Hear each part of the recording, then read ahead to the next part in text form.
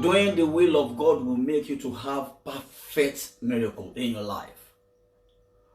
What we just need to do in the presence of God right now is to come together in one accord.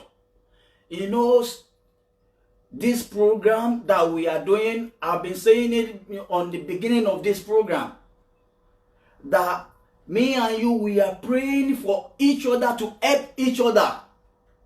Lazata Lekenaya, in the platform of faith with Almighty God, to make our faith to be stronger, whatever might be our hindrances on this world.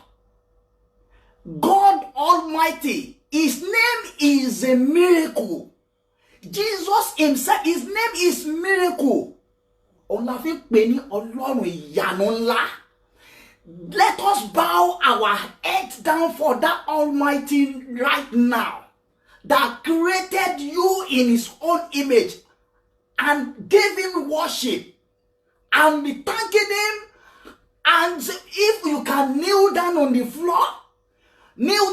floor, bow your head down, continue praising Him, adore His name, bless His name, sing whatever types of songs of thanksgiving to worship the name of Almighty God right now, and continue to bless His name for preserving your life, the life of your family, the life of everyone on this earth, even your enemy. Thank God for your enemy, because they will celebrate your brand new glory that God want to do in your life. They will celebrate with you. They will celebrate with me. Let us bow our head down now and continue to be praising the Almighty God and bless His name and thank Him for what He has been doing in our life, because that God is awesome. God is amazing. It is miraculous God. It is miraculous God, how He created this earth and the heaven. No one joined hands with Him, because it is God. His name is God. The way He created breeze, no one joined hands with Him, because it is God. The way He created sea, no one joined hands with Him, because it is God. That's why we have to be blessing His name every blessed day and be glorifying the name of Almighty God. It's something great blessing is inside you, but people have not seen that great blessing inside you, because you are not standing on the rock that God wants you to be with His commandment. Not that you will be cold or you will be hot in His presence. That's why don't think about anything. Think about God right now and continue to be glorify His holy name. His holy name. Tell God, I need your spirit inside me right now, because I want your perfect miracle in my life, in the life of my children, in the life of my wife, in the life of my family. I want your perfect miracle in my life to silence all my mockers. The people that they are mocking me about what I'm doing right now, that I'm talking about God, I'm in the presence of God, that I'm enjoying the grace of God, that I'm enjoying the benefit, the good benefit that God has prepared for me, that they are mocking me, that they will come and celebrate brand new glory, wisdom, knowledge, and understanding of God Almighty in my life. That's why me and you right now, let us glorify the name of Almighty God and continue to be blessing His name of God Almighty. Gara shanza tala madaya, jerufindu lida sadiminea, misara na ya kadani ni fire, morasidi undili ukumasa mbila ya Rabi, Jehova rusundulilaya, hoya miku rufinda saida dina, hoya manyi magbega, magbega gbé orúkọ rẹ̀ ga. Tó bá jẹ́ wípé ó tóbi nínú ayé ẹ, tó bá mọ̀ wípé bàbá yẹn tóbi, ó dára sí ẹ ní gbogbo ọ̀nà. If you know that God is good to you all the time, continue to praise his name, bless his name, glorify his name. Yora sadi natuli la oya gbéga, oya yìn, Olúwo ṣé, Ọlọ́run tó ní ayé àti ọ̀run ó ṣé, ìwọ ni àwa gbéga, ìwọ ni àwa fìyìn fún, Ọlọ́run tó ń gbé níbi gíga, Ọlọ́run tó ń gbé níbi gíga, Ọlọ́run tó jókòó níbi gíga, tẹ́dà láàyè ò lè rọ̀ lóyè, Ọlọ́run tó ń bọ́ gbogbo ẹ̀dá láàyè pẹ̀lú àlàáfíà afẹ́fẹ́ tó fi ń fún gbogbo ẹ̀dá láàyè. Àwọn tó ń hùn ló máa fi ń fún, ẹni tó ń hùn ló máa fún lórí ọ̀fẹ́ láti fi fún, àánú la rí gbà fún àwa tó fi fún láti wà láàyè láti lè yìn. Wo má wo ẹni tó ń fi ẹ́ ṣe ẹ̀yẹ yẹn, o má wo ẹni tó ń fi ẹ́ ṣe ẹ̀yẹ. Olúwa ni ká máa wo, èmi àti ẹ já máa wo Olúwa ni ká jókòó tí ènìyàn lènìyàn máa jẹ́. Ìdírásádàdá ìkìlánà yà dúró ti Olúwa sì wà pẹ̀lú rẹ. Máyàká óyá máa yìn kúnlẹ̀ nílùú ilé ẹ̀yẹn, kneel down right now and we continue to bless the name of Almighty God. Bless him. Glorify his name. Bless him. If you know that God, he deserves that worship from you. If you know that he deserves it, bless him. Rosheunata afikumalila rasadi nitelaya kani nasadi mi rosona maekenaya. God loves you. He loved me. That's why he created us in his own image. Maratali lasana maikadinaya. Your friends can hate you, your family can hate you, your brother can hate you, your brother and sisters in Christ can hate you, but God love, when you are doing the will of God, is with you. The Spirit of God is inside you. Blessings of God is inside you. He too will see, it will come out, the whole world will see. The fruit of womb is inside you. Baby is there. Those who are barren, baby is there. God is gonna bring it out. The whole world, they will bow down for you and they will celebrate with you. Healing of God is inside you. The whole world, they will bow down for you and celebrate with you. The spirit of madness around you, God is touching them because of what? Because you bow down for his majesty, because you bow down for the creator of heaven and earth, because you are doing his will. He'll continue blessing the name of Almighty God. This is God. He's a God. He's no one like him. No one like him. No one. He's uncomparable God. Oh, Zatali Lasadi Maria. Kò sẹ́ni tá lè fi Olúwa ìwé. Kò sẹ́ni tó lè bá dọ́gba. Ọlọ́run tó ju Ọlọ́run lọ. Ọlọ́run àìkú. Ọlọ́run àìdíbàjẹ́. Ọlọ́run àìsá. Ọlọ́run tí kìí dójú tì ní. Ọlọ́run tí kìí fini ṣẹlẹ́yà. Ọlọ́run ọba ìyè. Ọlọ́run akiriṣore. Ọlọ́run aṣorekiri. Ọba tí ń jẹ́ èmi ni má ṣe bẹ̀rù. Ọba tó ń jẹ́ Alpha àti Omega. Ọba tó ń jẹ́ àgbàlagbà àdàgbà má pààrọ̀ òye. Ológo dídán, ẹlẹ́rù níyìn. Olúwa, ìwọ la forí balẹ̀ fún. Ìwọ la yìn lógo. A ò gbé ènìyàn ga. Ènìyàn lènìyàn máa jẹ́, ìwọ ni Ọlọ́run wa. Ìwọ ni Ọlọ́run wa tó dùn gidi gan ju oyin lọ. Àgbàlagbà ńlá ò ṣe Ọlọ́run. Ọlọ́run ṣe Ọlọ́run. Thank you, Jesus. Thank you, Jesus. Thank you, thank you, thank you. Akirisore, thank you, Jesus. Thank you, Jesus. Thank you. Thank you, Jesus. Thank you, Jesus. Mauru Senadana, continue to be sharing this program. As we are doing in one love, continue to share this program. Mira Sandamaya, to let people to receive the blessings of God, to receive the miracle of God, the perfect miracle of God. Morati Lasana Ekadaya, somebody meaning Yaida Dina Ekadaya, Ejeka Bega, Hadi Unami Loasara Saniminaya Eka, Jehovah Nisunamaya, mighty God, mighty God, mighty God, mighty God, mighty God, we bless your name. Mighty God, we bless your name. Me, mighty God, we bless your name. Mighty God, we bless your name. Mighty God, we bless your name. Mighty God, we bless your name. Ah, o ṣé Ọlọ́run. Kú tọ́jú wa Ọlọ́run tó dáa. Ẹ ṣé, ẹ ṣé, ẹ ṣé, ẹ ṣé Olúwa. Ẹ ṣé Olúwa. Elédùmarè ẹ ṣé. Oro misunda fadila yara tuzinturila sabidara sanda balaya. Yara sanamaya.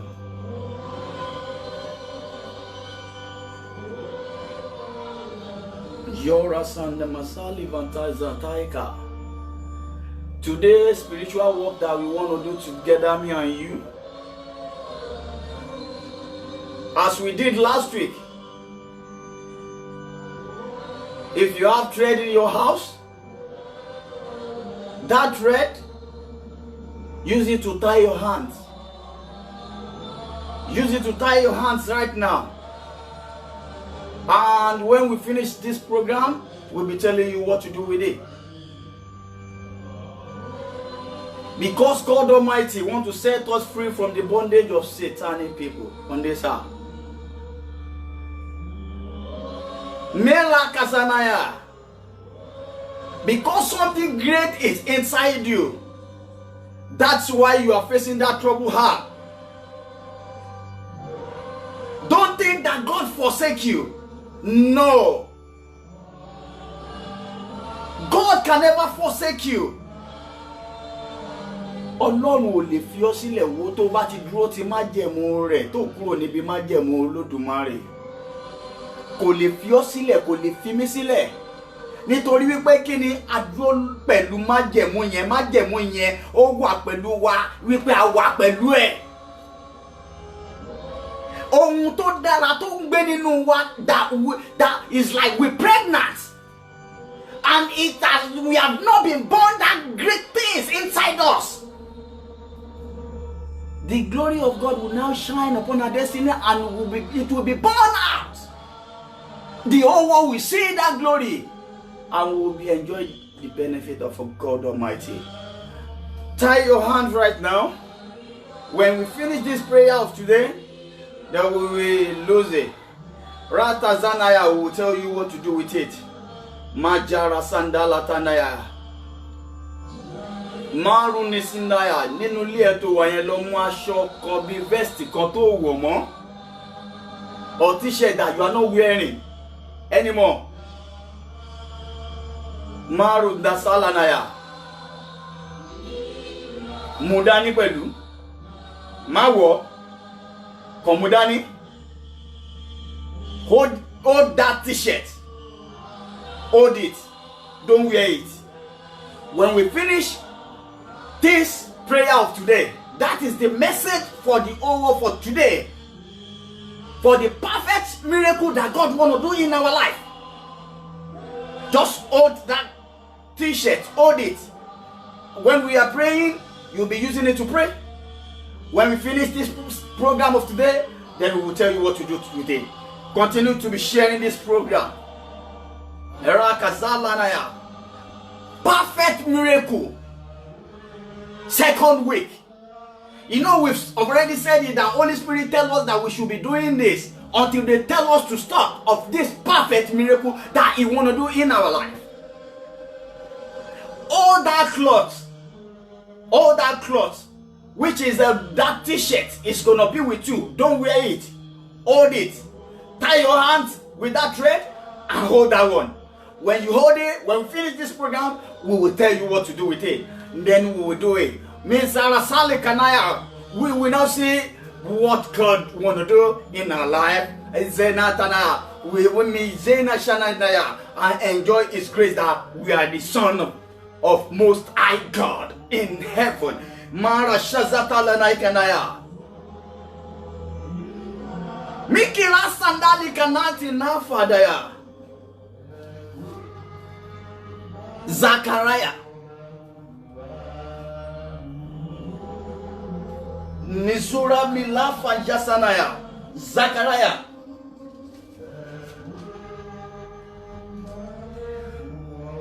Three, 1-5.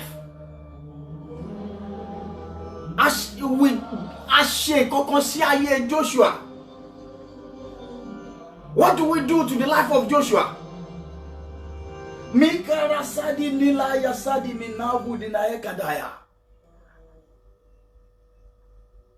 And He showed me Joshua the high priest standing before the angels of the Lord, and Satan standing at his right hand to resist him. And the Lord said unto Satan, the Lord rebuked thee, O Satan. Even the Lord that has chosen Jerusalem rebuked thee. Is not this a brand plucked out of the fire? Now Joshua was clothed with filthy garments and stood before the angel.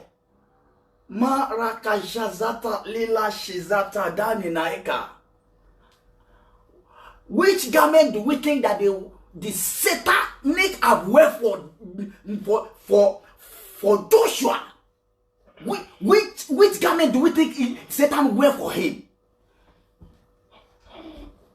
Aṣọ tí a wọ̀ fún Joshua yìí, a mọ̀ wípé Joshua níbi tó ti ń bọ̀ tẹ́lẹ̀tẹ́lẹ̀ ẹrú ni Joshua.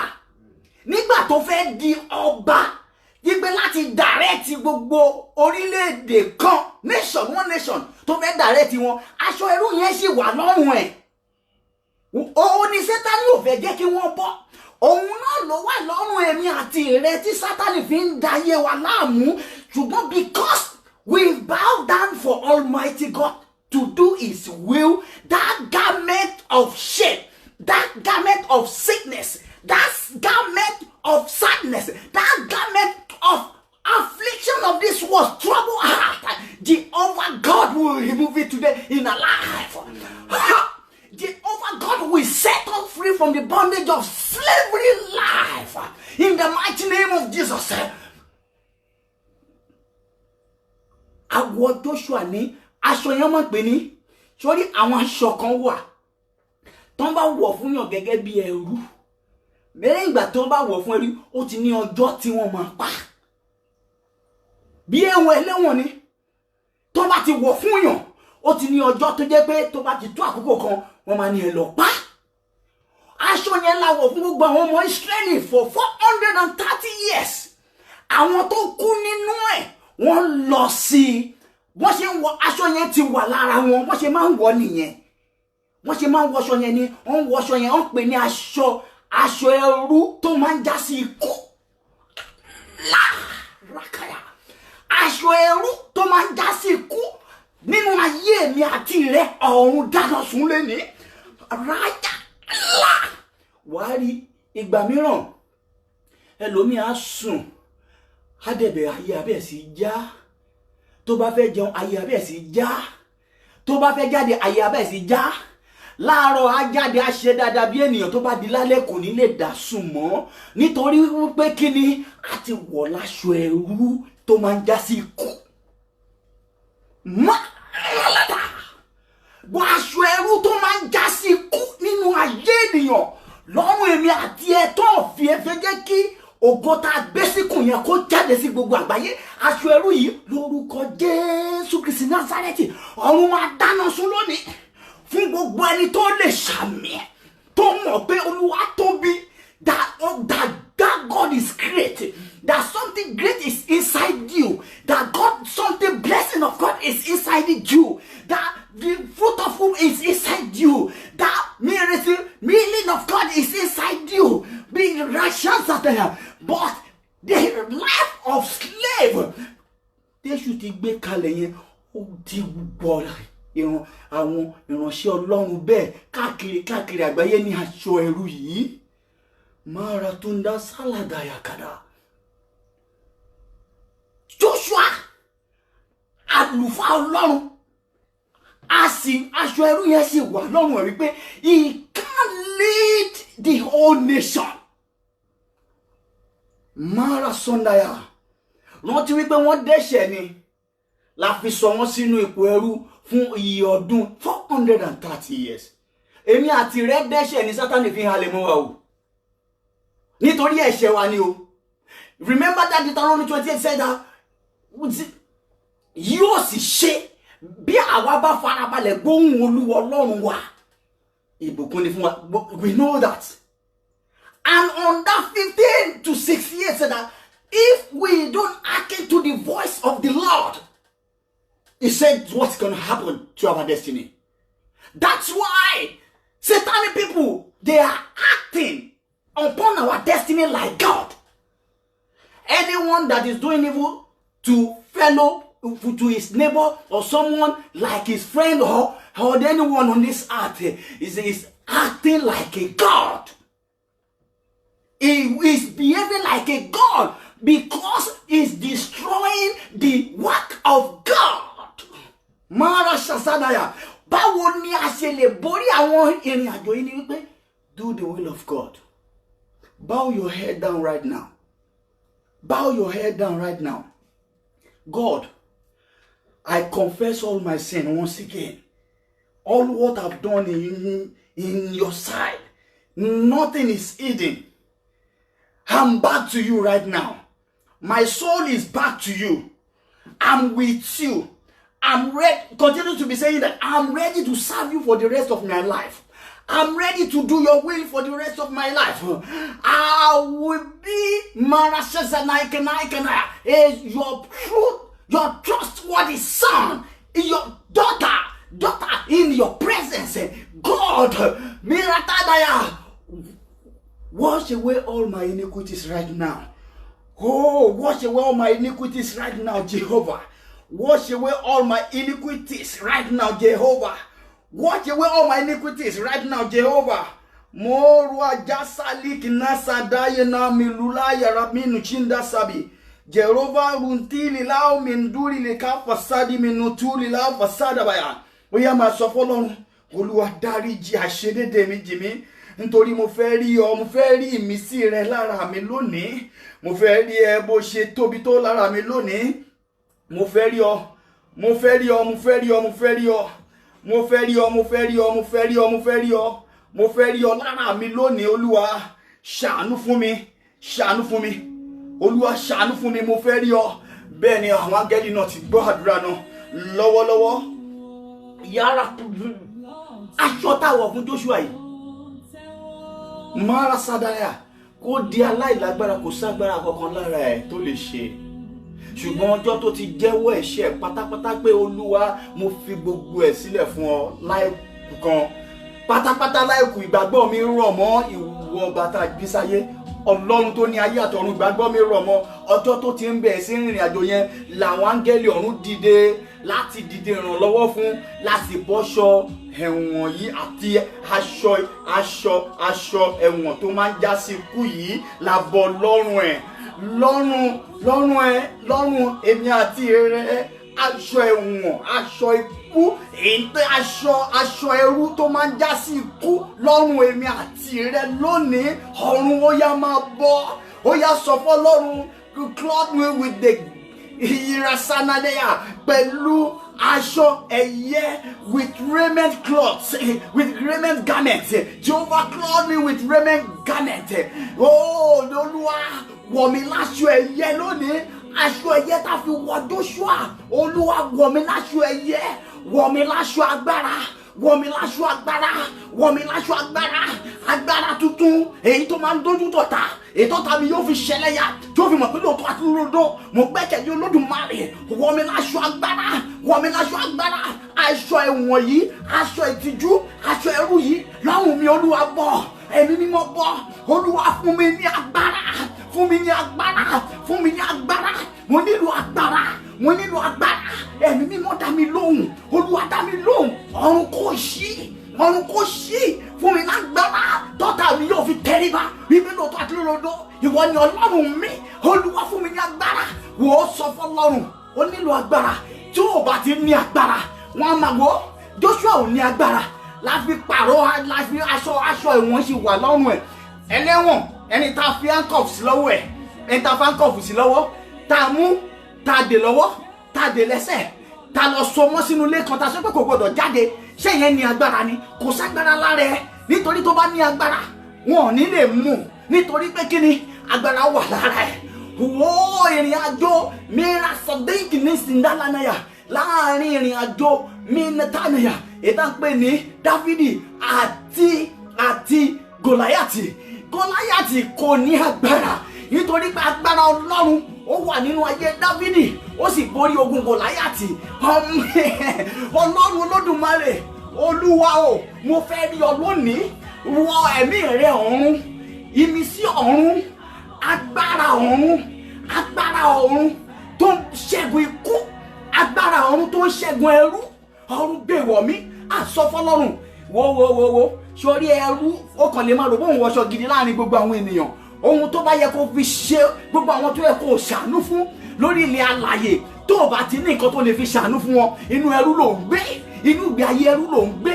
Gbé tó o bá ti lọ́mọ láyé, ayé ẹrú ló ń gbé. Tó o bá náya láyé, ayé ẹrú ló ń gbé. Tó o bá lọ́kọ láyé, ilé ayé ẹrú ló ń gbé. Tọ́mọ ẹ bá ń ṣàìsàn tó ò rí wò tàbí ibi tó ń lọ tó ò rí wò, ìgbé ayé ẹrú ló ń gbé. Nítorí ẹ̀ o gbọ́dọ̀ béèrè lọ́wọ́lọ́wọ́ Olúwa. Rọ̀ mí ní agbára. Olúwa rọ̀ mí ní agbára. Ìrì ẹ̀mí mímọ́ sẹ̀lé mi lórí. Máa sọ fún Ọlọ́run, Olúwa rọ̀ mí ní agbára. Agbára tó gbé wọ Joshua. Èyí tó fi borí ogun. Aṣọ ẹ̀wọ̀n ọjọ́ pípẹ́. Aṣọ ìtìjú ọjọ́ pípẹ́. Èyí tó fi di alágbára láyé. Èyí tó fi kọ́ àwọn ọmọ Ísírẹ́lì tẹ́lẹ̀ ìlérí. Irú agbára yìí ọ̀run gbé wọ̀ mí. Olúwa gbé wọ̀ mí. Olúwa gbé wọ̀ mí. Ìrì ọ̀run ṣí. Ìrì ọ̀run ṣí. Ẹ̀mí mímọ́ ṣí ọ̀run lẹ̀kùn ọ̀run. Ṣí ilẹ̀kùn ọ̀run.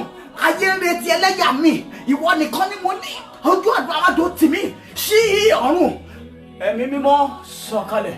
Jẹ́ kí ìrì náà kó sẹ̀lé mi lórí. Ẹ̀mí mímọ́.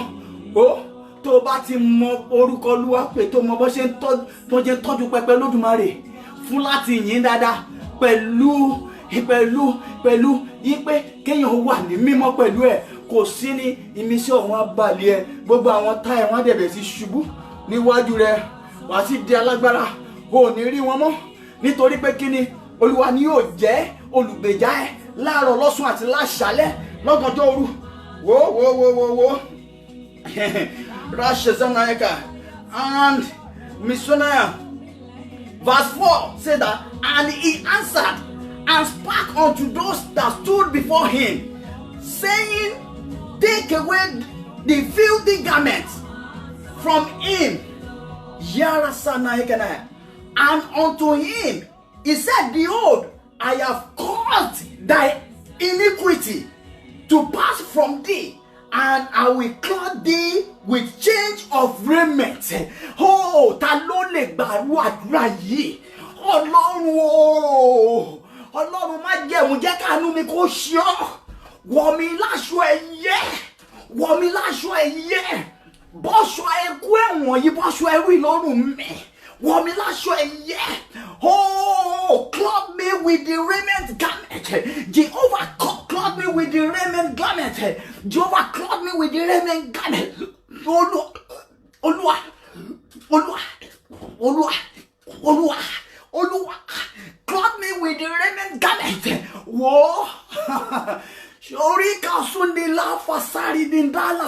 mina tunda sanai kanda salamanaya.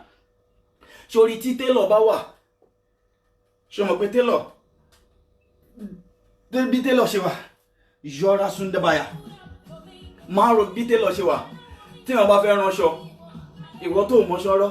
Ṣé o máa rán fúnra rẹ ni? Aṣọ yẹn pieces ló mọ wá kó lọ fún odi lódidi. A wá pieces ẹ̀. Abẹ́ sí ní gé. Tó bá ti gé tán, a wá tó bó ṣe yẹ kó tó, a wá rán padà. Ìyẹn ni olùgbàlà aráyé, ìyẹn ni ọba àtúnṣe. Egungun tó wà lára ẹ tó ń ṣàìsàn, ọ̀run ló máa tó. Egun iṣan ara tó ń ṣàìsàn, Olúwa ló máa tó padà. Ẹ̀jẹ̀ tó sọmọ ńbẹ, inú ilé ọmọ tó sọmọ ńbẹ, Olúwa ló máa gbọ́mọ síbẹ̀. Gbogbo ohun tó kúrò lágọ̀ọ́ ara, Olúwa ló máa dìde. Something great is inside you. Oh, because he's covenant keeping God. There's no one like him. Believe in him. Let your faith be strong right now in the presence of God. God, it is a God of blessing. It is a God of mercy. No one can be your friend till the end. They will mock you. They will mock you. No one can be your friend. It's only God can be your friend forever. When you love him, he will show you love back. Because he's our God is miraculous God. Oh my God, he's great God. You are senator, but your senator is inside your room. You are president, but your president is inside your room. You are governor, but your governor is inside your room. Because of what? What really happened? Because Satan wear you that filthy garments. And they tie your hands. They tie your hands with handcuffs, satanic handcuffs. Where are you gonna go? You have to stay there because they will be controlling your life. Don't sit down. Don't sit down. Don't eat. Don't eat. Don't do this. It is them. It is what they give you. You will eat. You can't eat what you like. You are living in that life of slavery. Oh God, who can say this amen loudly 21 times? God, remove this filthy garment in my life and lose this satanic handcuff in my life. God, lose. Jehovah, lose. I stand on the rock of Jesus Christ. Jehovah, lose it. Jehovah, lose it. Oh my God, something great that inside me. Let the whole world see it and glorify God through me. No one like God. No one like him. It is only him that can shower blessing of God into your life. That miracle.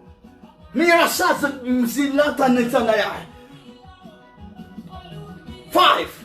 And I said, let them set a fair mitre upon his head. So they set a fair mitre upon his head and clothed him with garments. And the angel of the Lord stood by. Ọlọ́run àwọn adúró áńgẹ́lì ẹ̀ látọ̀run wá. Àwọn adúró tiẹ̀ á pààrọ̀ aṣọ yẹn. Wọ́n á sì wọ̀ ẹ́ ní aṣọ ẹ̀yẹ àtọ̀run wá. When you are living inside your room, you are not governor, but that governor is inside you. You are staying in your house. You are staying in one corner, one bedroom, or one room, or one night life. You are wearing that filthy garment until that thing come on the whole world see it. That governor, that glory of governor. God bring it, if God bring it out to let the whole world to see it, that's when they will bow down for your God. God, I want you to bring out the great thing that's inside me. I want you to show it to the whole world, so that the people can bow down for the God that I serve, that I serve the true God, that I serve the only one God, no one like him, but because I bless his name every blessed day, because I glorify his name every blessed day. God, ye are sure you father. Woman last year, so follow me. Woman last year, woman last year, woman last year. Take a one get Lua, caught them Ladiogo, at De Joshua, Yadio Gola, Homa Sanamaya, Sana Sanamaya. My 2 Samuel 11:2-4. Ọjọ́ tí Dáníẹ́lì tí Dáníẹ́lì tó ti lọ bá ìyàwó Ùráyà sùn, ọjọ́ yẹn láti pààrọ̀ aṣọ Dáníẹ́lì. Ọjọ́ yẹn láti pààrọ̀ aṣọ ògo tó wà lára Dáníẹ́lì. La fi sọ pé idà ò ní wọ́n lé ẹ̀. 2 Samuel 11:13-15. Òǹgbà yẹn ló ní kí Jóábù kó lọ sóbi ogun bá òun mú lọ síbi tó gún ti lé pa, tó ti pààyàn. Ọjọ́ yẹn láti pààrọ̀ aṣọ ògo ẹ̀. Gbogbo àwọn tó máa ń pààyàn tó ń bá tèèyàn jẹ́, ó máa rógún òun sì lógo ni, a ti pààrọ̀ aṣọ ara ẹ̀. Aṣọ òsì lára ẹ̀. Gbogbo ẹni tó bá ti ń fẹ́ ènìyàn Ọlọ́run sí ẹ̀yẹ tàbí tó ń fi ẹ́ sí ẹ̀yẹ níbi tó wà nítorí wípé ó ti wà ní ipò kan yẹn tó wà yẹn tí ò tẹ́ Ọlọ́run tó wá ń fi ẹ́ sí ẹ̀yẹ, ìyẹn Ọlọ́run ló fi sí ẹ̀yẹ. When you are doing the will of God, when you are in the presence of God, Ọlọ́run ló fi sí ẹ̀yẹ. Ọlọ́run máa kọlù, má worry, don't fear. God is with you. God is with you.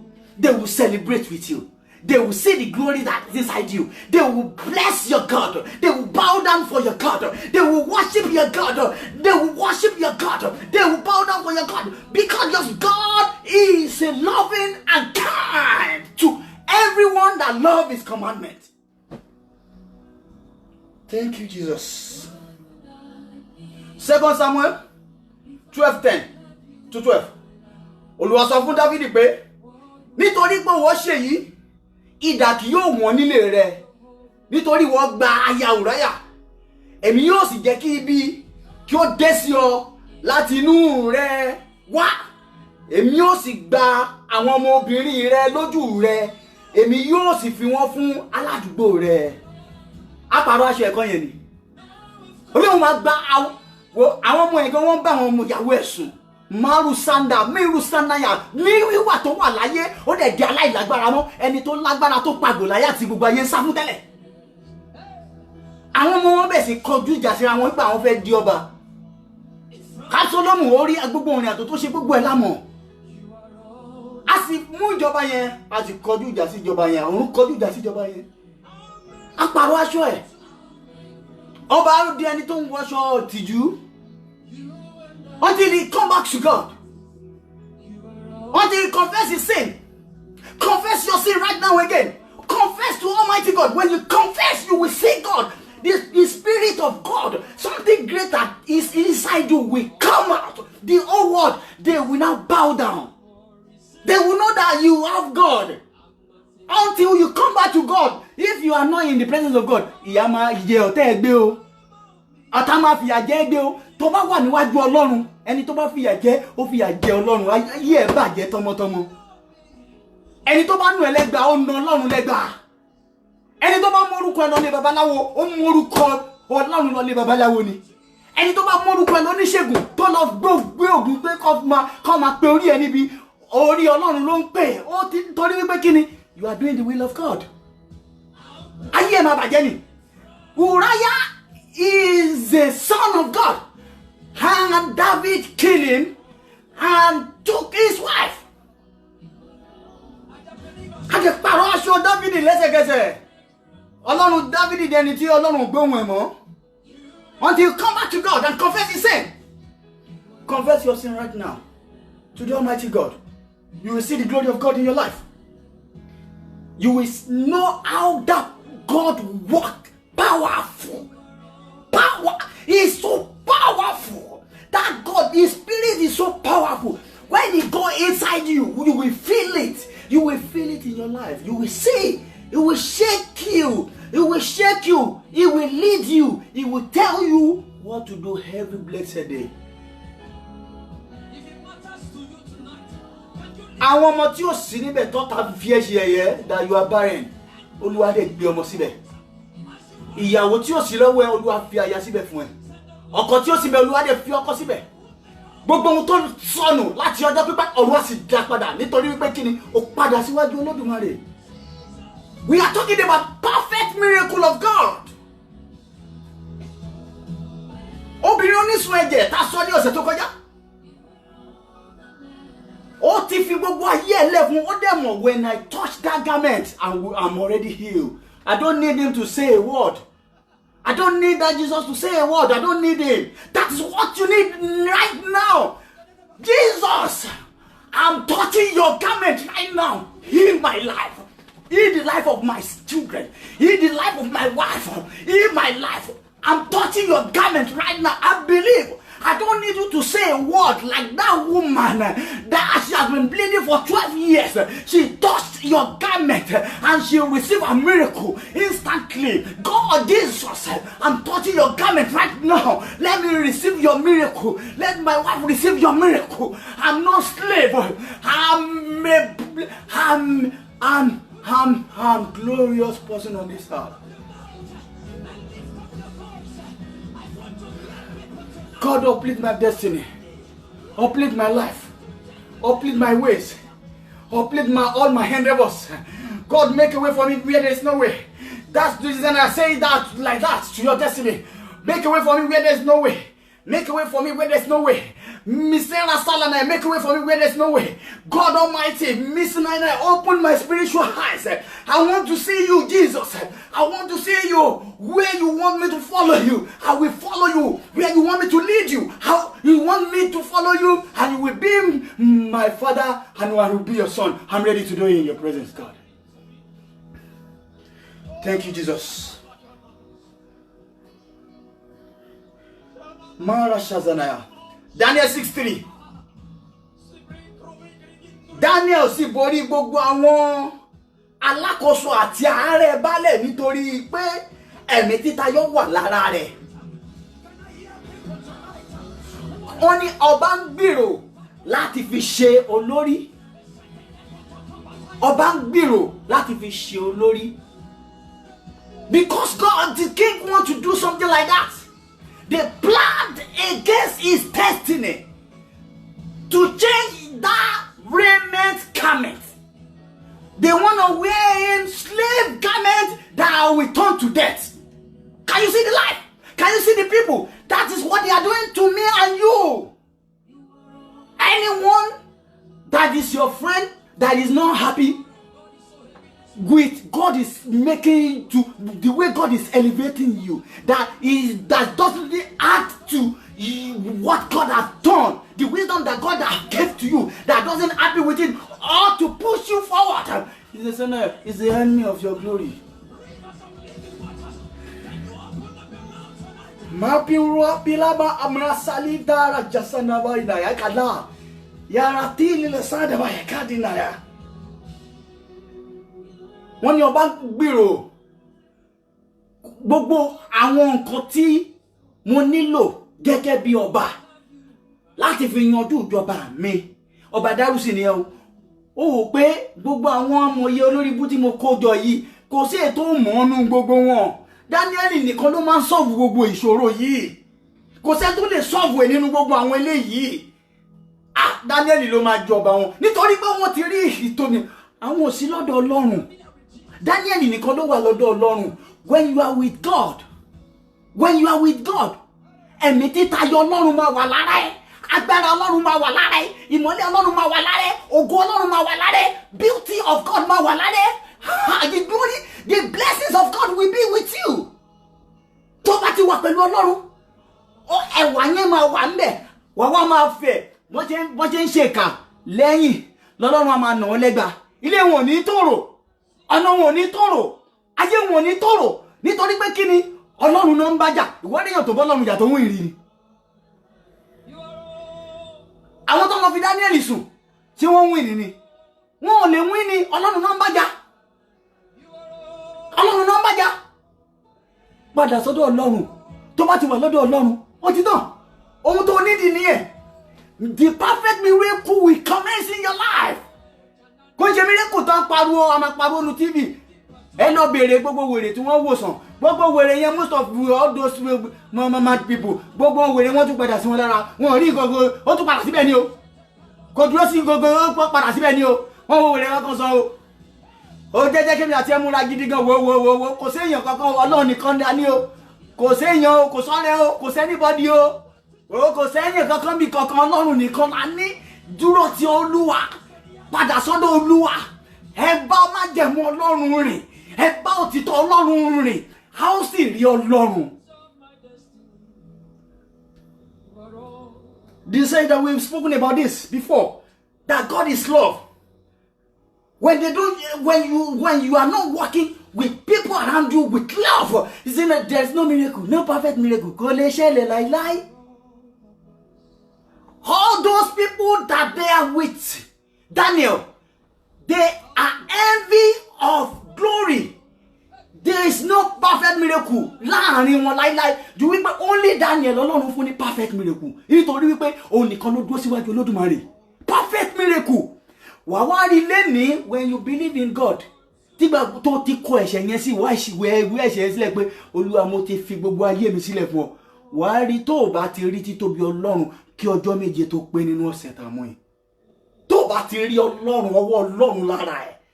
Ní kọjọ́ mi ṣe tó pé a jẹ́ pé kò sọ Ọlọ́run lórí ìtẹ́mọ́. Sórí coronavirus náà pariwo yìí. Some people are the one that is behind it, that they are selling a mask. They are selling mask. They are selling this.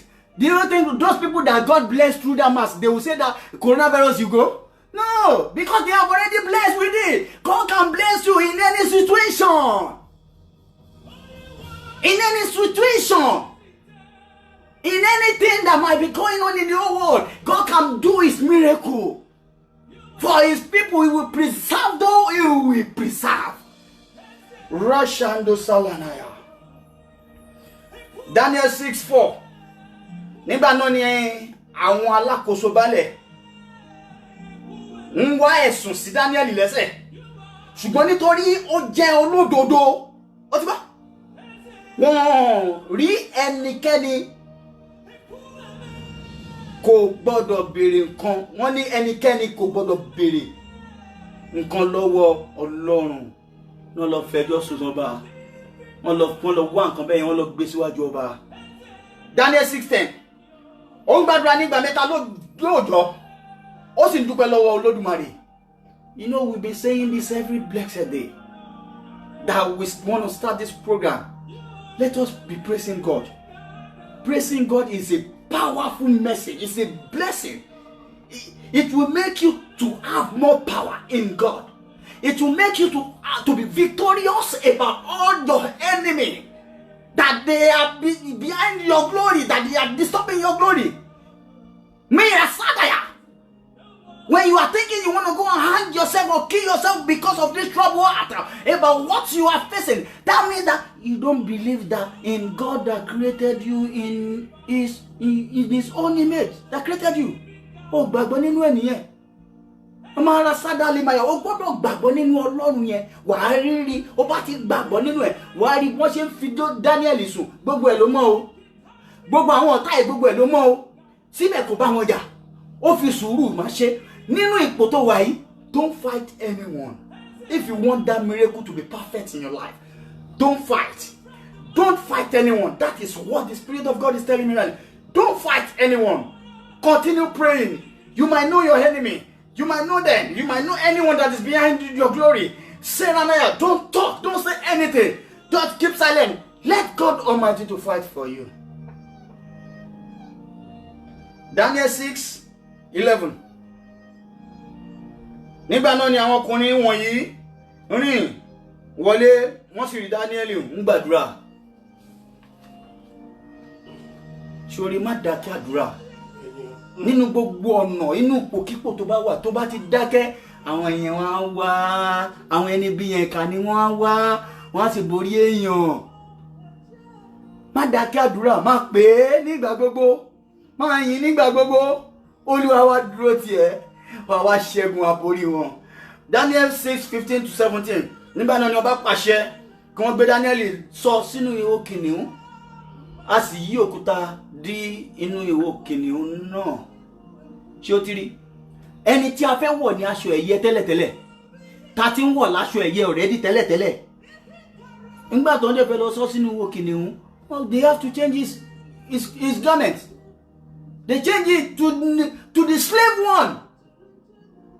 To death cloth. That is what we are talking about. Rashazanatalaya. The slave garment that will turn to death.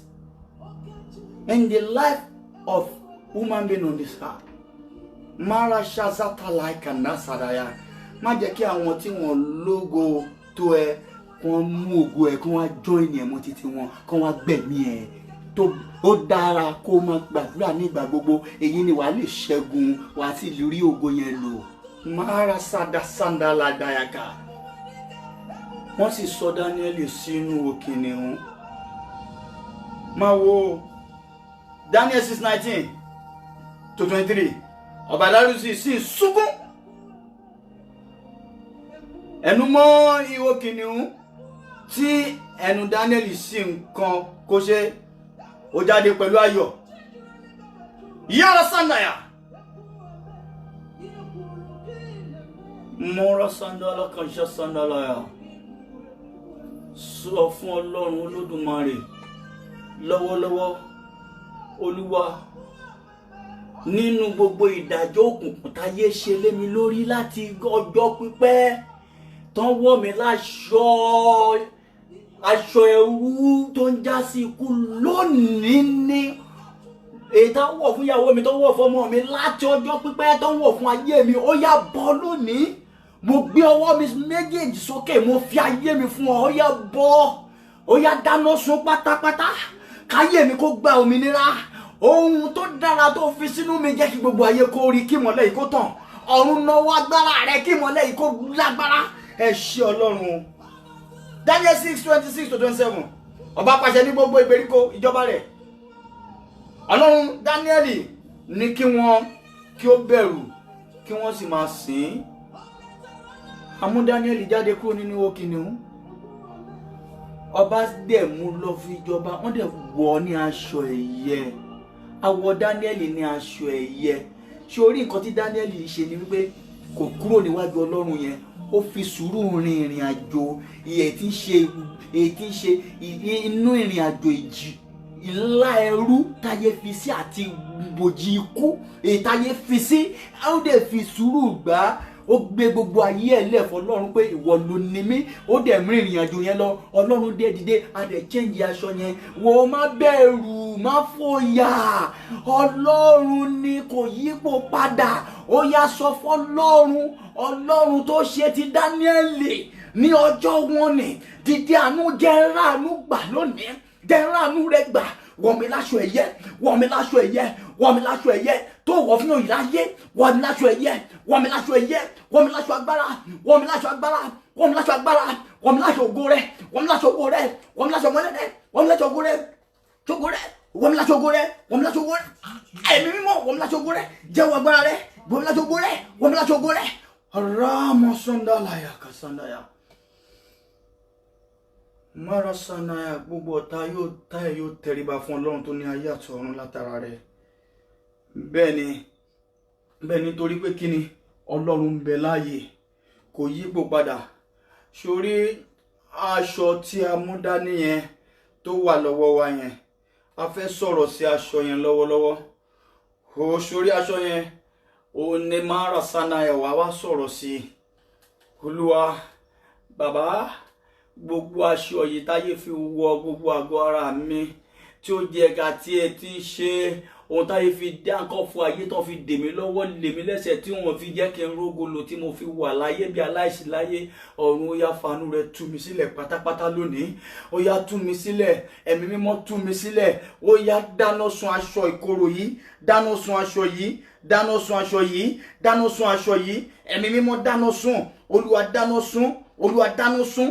Gbàgbára lọ́wọ́ alágbára tó ń yọ mí lẹ́nu yìí, dójú tì wọ́n, kán lè mọ̀ pé wọ́n ni Ọlọ́run mi. Fàánú rẹ ṣe, fàánú rẹ ṣe, ẹ̀mọ́ fàánú rẹ ṣe, ẹ̀mọ́ fàánú rẹ ṣe. Gbọ́ àdúrà mi, ṣàánú fún mi, Olúwa ṣàánú fún mi, Olúwa ṣàánú fún mi, Ọlọ́run ṣàánú fún mi. Máa sọ fún Ọlọ́run, Olúwa ṣàánú fún mi, Olúwa ṣàánú fún mi, Ọlọ́run ṣàánú fún mi, Olúwa ṣàánú fún mi, Olúwa ṣàánú fún mi, Olúwa ṣàánú fún mi, Olúwa ṣàánú fún mi, Olúwa ṣàánú fún mi, Olúwa ṣàánú fún mi, Olúwa ṣàánú fún mi, Olúwa ṣàánú fún mi, Olúwa ṣàánú fún mi, Olúwa jẹ́ ráàánú gbà, jẹ́ kánú mi kó ṣí ọ́. Ọlọ́run, mo ti dúró ti májẹ̀mú rẹ, jẹ́ kánú mi kó ṣí ọ́. Ó yá gbọ́ àdúrà mi, nú mi jẹ́ ayé mi nù, jẹ́ kánú mi kó ṣí ọ́. Ẹ̀mí jẹ́ kánú mi kó ṣí ọ́, ẹ̀nú mi jẹ́ kánú mi kó ṣí ọ́. Ọlọ́run o, aṣọ yìí tí bá ti ń lò bí mo ṣe ní kàn lò mi gbọ́dọ̀ rí ìpọ́njú yìí mọ́ gbogbo aṣọ ẹ̀wọ̀n yìí aṣọ ẹrú yìí bá mi dáná sun gbogbo aṣọ ikú òjijì yìí bá mi dáná sun gbogbo aṣọ wàhálà gbogbo aṣọ ẹjọ́ gbogbo aṣọ àìrọ́mọbí gbogbo aṣọ àìsàn lára mi ìtayé wọ̀ fún mi ọ̀run máa dáná sun gbogbo aṣọ ìpọ́njú ńlá táyé wọ̀ fún mi Olúwa máa dáná sun gbogbo aṣọ ìdààmú ńlá táyé wọ̀ fún mi Olúwa máa dáná sun àǹkọ́fù ayé lọ́wọ́ mi ọ̀run máa já Olúwa já Olúwa já Olúwa já Olúwa já Olúwa já Olúwa já Olúwa já Olúwa já Olúwa já Olúwa já Ọlọ́run àìkú Ọlọ́run àìsà Ọlọ́run àdìbàjẹ́ Olódùmarè dìde ṣàánú mi ṣàánú fún mi ṣàánú fún mi ṣàánú fún mi ṣàánú fún mi àǹkọ́fù ayé já ẹ̀wọ̀n ayé já Olúwa ẹ̀wọ̀n ayé já ìrìn àjò ẹrú já ní orúkọ Jésù ìrìn àjò ìpọ́njú já dànù ìrìn àjò ikú já dànù gbogbo àìrọ́mọbí já gbogbo àìláyà já gbogbo àìlọ́kọ já lórúkọ Jésù ó yá máa ṣe wòsàn nínú ayé mi nínú ayé ọmọ mi nínú ayé ìdílé mi nínú ayé ẹnì kọ̀ọ̀kan wa Ọlọ́run máa ṣe wòsàn Olúwa dìde àánú ńlá ó yá ṣe wòsàn Jésù Kristi ọmọ Ọlọ́run ṣàánú fún wa Jésù Kristi ọmọ Ọlọ́run ṣàánú fún wa Jésù Kristi ọmọ Ọlọ́run ṣàánú fún wa Jésù Kristi ọmọ Ọlọ́run ṣàánú fún wa Olúwa ìgbèjà rẹ la fẹ́ Olúwa ìgbèjà rẹ la fẹ́ wo gbogbo àwọn tí wọ́n lọ fi Daniel sùn pátá ọba wa ní a fi Daniel sínú wo kìnìún àwọn kìnìún ò jẹ Daniel ẹ̀yin tẹ́ parọ́ mọ́ Daniel ẹjẹ́ àti ẹ̀tẹ́sì ẹ̀yin gan náà wo ẹjẹ́ àtẹ́sì wo ẹjẹ́ àjù yìí sínú wo kìnìún bí a ta bá jù yìí sínú ẹ̀yìn bí a kò ní jẹ yín náà ṣùgbọ́n níbi tó bá wá lé gbé ìdájọ́ èdè ó tún kó gbogbo àwọn ará ilé ẹ̀ tí wọ́n mọwọ́ tí wọ́n mẹsẹ̀ sórí ẹni tó máa ń ṣe bí sórí nǹkan tó máa ń dá sílẹ̀ sí gbogbo ìdílé rẹ̀ ó tún àwọn ọmọ ẹ̀ tó wọ́n mọwọ́ tó wọ́n mẹsẹ̀ àtàyè ẹ̀ tí wọ́n mọ̀ nǹkan ó kó gbogbo wọn ẹ̀dá gbogbo wọn síbẹ̀ ká tiẹ̀ wo bí kìnìún ò ní jẹ́ àwọn náà ká wo ẹni tó lọ́run fẹ́ jù ẹni tó bá dúró síwájú Ọlọ́run lọ́lọ́run máa ń fẹ́ jù o wò ó dúró sọ́dọ̀ Ọlọ́run dúró má kúrò mbẹ ẹ tó bá dọdọ ẹ ó dọdọ wàhálà àwọn amọ̀pọ̀ Ọlọ́run tó ní ayé àtọ̀run ó ga dúró síbẹ̀ má kúrò mbẹ sọ fún Ọlọ́run ìgbà mẹ́ta la fẹ́ sọ Ọlọ́run o jẹ́ káàánú mi kó ṣe ọ́ àánú rẹ̀ ṣe Dáníẹ́lì ó sì bọ́ṣọ ẹ̀wọ̀n ó sì wọ láṣọ ẹ̀yẹ jẹ́ káàánú mi kó ṣe ọ́ kó wọ mi láṣọ ẹ̀yẹ àtọ̀run wá wọ mi láṣọ agbára tó tayọ wọ mi láṣọ ògo tó tayọ tó wọ̀ fún òyìn láyé ó yá aṣọ agbègbè mi di ní ńlá Olúwa o ìrìn àjò ọba tó wà lára mi jẹ́ kó tayọ ìrìn àjò president tó wà lára mi jẹ́ kó tayọ ìrìn àjò láti máa bá gómìnà jẹun mínísítà jẹun tó wà lára mi jẹ́ kó tayọ ọ̀run gbọ́ ohùn ẹ̀bẹ̀ mi gbọ́ àdúrà mi ó yá máa sọ bẹ́ẹ̀ fún Ọlọ́run Olúwa gbọ́ Olúwa gbọ́ ẹ̀mí mọ́ gbọ́ ẹ̀mí mọ́ gbọ́ ẹ̀mí mọ́ gbọ́ Olúwa ọ̀run kò ṣí máa jẹun rẹ̀ kò ṣẹ ọmọ alakara ata sala dasa lela yasa ista ruka fatara tan hayakada meja lasan mila tafa la unasu da vela kasamanta yaka majara sandula kafasandari mitasada malaika nasabata maja Allah insa lukan nasara lanaika naikana òun náà jáde láti ọ̀run pé má ṣe bẹ̀rù má ṣe fòyà Ọlọ́run wà pẹ̀lú ẹ lọ́wọ́lọ́wọ́ wàá rí bí Ọlọ́run ṣe tóbi tó nínú ọ̀sẹ̀ yìí èyí ni tó bá gbàgbọ́ nínú ògo náà wá sí rí ògo Ọlọ́run ìwòsàn tí Ọlọ́run ṣe lọ́wọ́lọ́wọ́ wo àwọn tó tún ṣẹ̀ṣẹ̀ máa wo ìrìn àjò yìí lọ́wọ́lọ́wọ́ wàá rí ìwòsàn tí Ọlọ́run là kọjá lọ́wọ́lọ́wọ́ nínú gbogbo àgọ́ ara àwọn ènìyàn wàá rí bọ́lọ́run ṣe ń tọ́jú àwọn ènìyàn èyí tó ń tọ́jú àgọ́ ara ẹnì kọ̀ọ̀kan wa tó ń tọ́jú ẹ̀ gbé omi ẹ síwájú máa sọ̀rọ̀ sí omi tá a tún máa fi ń gbàdúrà náà Olúwa kó bẹ̀rẹ̀ sí ní tọ́jú gbogbo àgọ́ ara yẹn kó tọ́jú ẹ̀ kó wọ̀ ẹ́ láṣọ ẹ̀yẹ aṣọ àánú ńlá kó ránú gbà ní gbogbo àgbáyé ìmọ́lẹ̀ ọ̀run kó tàn yẹ ká Olúwa wọ̀ mí láṣọ àánú wọ̀ mí láṣọ ẹ̀yẹ wọ̀ mí láṣọ agbára wọ̀ mí láṣọ ògo wọ̀ mí láṣọ ìbùkún wọ̀ mí láṣọ agbára wọ̀ mí láṣọ agbára wọ̀ mí láṣọ agbára Daniel dẹni tó ń pàṣẹ káàkiri gbogbo àgbáyé òun ló máa ń sọ fọ́ba nǹkan tó bá máa ṣe ọba ò tó bẹ́ẹ̀ láti pàṣẹ lẹ́yìn Daniel kò tó bẹ́ẹ̀ tó ló ti mọ̀ pé ìjọba yẹn máa fàyà pé Ọlọ́run ó ń gbénu Daniel Olúwa wá gbé nínú mi. Sọ f'Ọlọ́run, God come and live inside me. Till the end of my life, till I will leave this earth. Come and live inside my wife, my children, my family. Come and live inside them to be doing the will of God.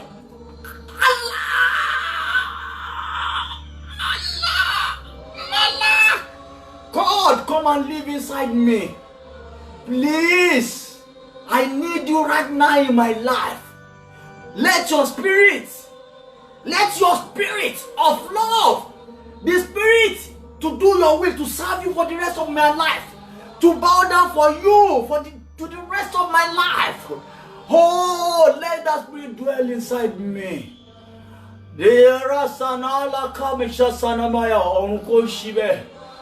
Gbogbo ẹni tó ń wá lẹ́tà ayọ̀ tó ń share program yìí láti ọjọ́ pípẹ́ ẹ máa gbà á. Gbogbo ẹni tó ti kọ́lẹ̀kùn fún lẹ́tà ayọ̀ láti ọjọ́ pípẹ́ ẹ máa gbà á. Gbogbo ẹni tó ń wá ìwòsàn láti ọjọ́ pípẹ́ ẹ máa gbà á lórúkọ Jésù. Gbogbo ẹni tó ń wá ìbùkún Ọlọ́run láti ọjọ́ pípẹ́ ẹ máa gbà lórúkọ Jésù. Gbogbo ẹni tó ń wá àlàáfíà pípé láti ọjọ́ Ọlọ́run ẹ máa gbà lórúkọ Jésù. Gbogbo ẹni tó ń wá ọmọ láti ọjọ́ pípẹ́ lórúkọ Jésù ẹ máa gbà á. Gbogbo ẹni tó ń wá ẹ̀mí gígùn láti ọjọ́ pípẹ́ lórúkọ Jésù ẹ máa gbà á. Gbogbo ẹni tó ń wá àlàáfíà láti ọjọ́ pípẹ́ ẹ máa gbà á lórúkọ Jésù. Má jẹ́ mo Olúwa ṣe bẹ́ẹ̀. Thank you, Jesus.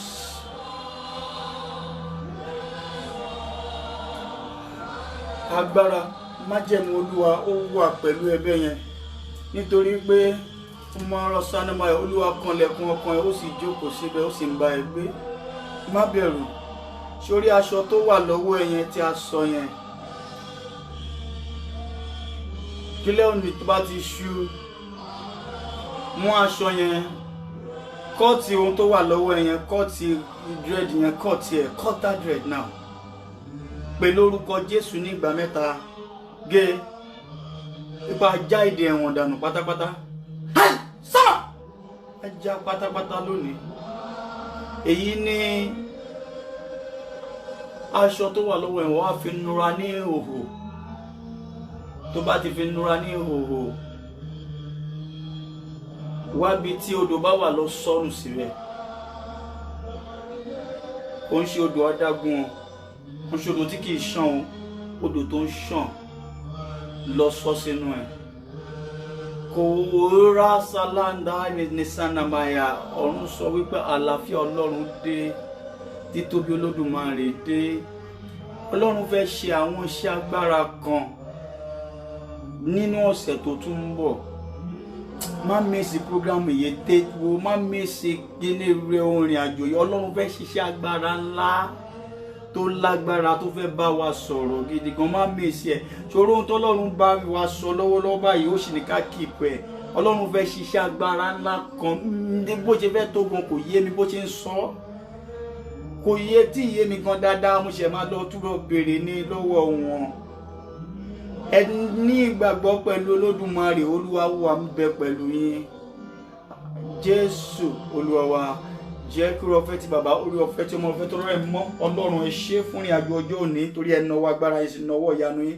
Ògo ni f'Olúwa lókè ọ̀run. Hallelujah. Jésù Olúwa wa, mezanaya ó yá ká mú mi wá yẹn, ká mú mi wá yẹn. Bẹ́ẹ̀ ni ohun tá ní ká ṣe yẹn ẹ jẹ́ kí a lọ ṣe. Bẹ́ẹ̀ ni mọ́ra sazunta lamanaya tó bá lálàá kan, go and tell your pastor that you know that you believe in their calling. Go and tell them. Go and tell them. We are just doing this to help each other. Go and tell your pastor that you know that you believe in his calling. Nítorí ọ̀run máa fara hàn ẹ́ until if you are living in sinful life. Tó bá gbé ayé ẹ̀ṣẹ̀ o nìkan lọ́run ní fara hàn ẹ́. Tó bá gbé ayé ẹ̀ṣẹ̀ ọ̀run máa fara hàn ẹ́ ṣá ni. Ìtúsílẹ̀ yẹn ti ṣẹlẹ̀ ní. Agbára Ọlọ́run yẹn ti ṣẹlẹ̀ ní. Ó di gbogbo ọ̀run yẹn ti dé ní. Ìbùkún ọ̀run ti dé ní. Ọmọ rẹ ti rí ìwòsàn. Aya rẹ ti rí ìwòsàn. Ó àwọn kan ń pè wọ́n jẹ́rìí. Ó bá gbàgbọ́ tiẹ̀ náà pẹ̀lú àjọ àdẹ̀dẹ̀. Ògo Ọlọ́run á fara hàn. Jésù Olúwa wa. Àmín. Bye. See you next week, my daddy and mommy. Thank you very much. My daddy and my mommy. Thank you for watching us, and and the way you are sharing the program as well. God loves you. Zaranaya is the only God that can reward you. I don't have nothing to give, but God have a package of blessings that is gonna give to you, that my daddy and my mommy. We love you. I love you so much. I love you, my sister and brother. Thank you very much for sharing this program. We're still gonna be doing a lot of things together in one, to be setting some things that we're supposed to be doing. But God is what God is telling us to be doing, and that's what we are doing. God will bless you. Thank you. Bye for now.